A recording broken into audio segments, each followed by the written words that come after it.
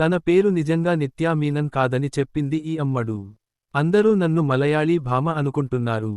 అందరూ అలా అనుకుంటుంటే నాకు నవ్వొస్తుంది. నా అసలు పేరు ఎన్.ఎస్. నిత్య అని తెలిపింది ఈ ముద్దుగుమ్మ.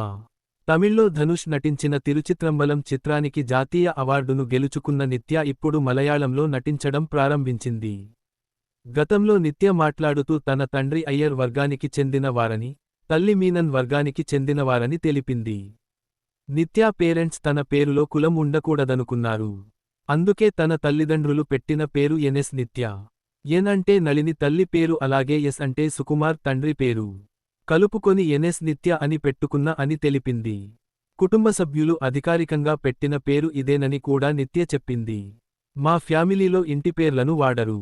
కులాన్ని పేర్లతో ముడిపెట్టడం మా ఇంట్లో ఇష్టం ఉండదు. అయితే వృత్తిరీత్యా దేశవిదేశాలు తిరగాల్సిరావడంతో తప్పనిసరై పాస్పోర్ట్లో నా పేరుకు మీనన్ ని జత చేశా. దీంతో నిత్య తన పేరుకు మీనన్ అనే రెండో పేరు చేర్చాలని నిర్ణయించుకున్నా అని తెలిపింది. కాగా తాను మలయాళీ కానప్పటికీ తన పేరు నిత్యా మీనన్గా మారిపోయింది.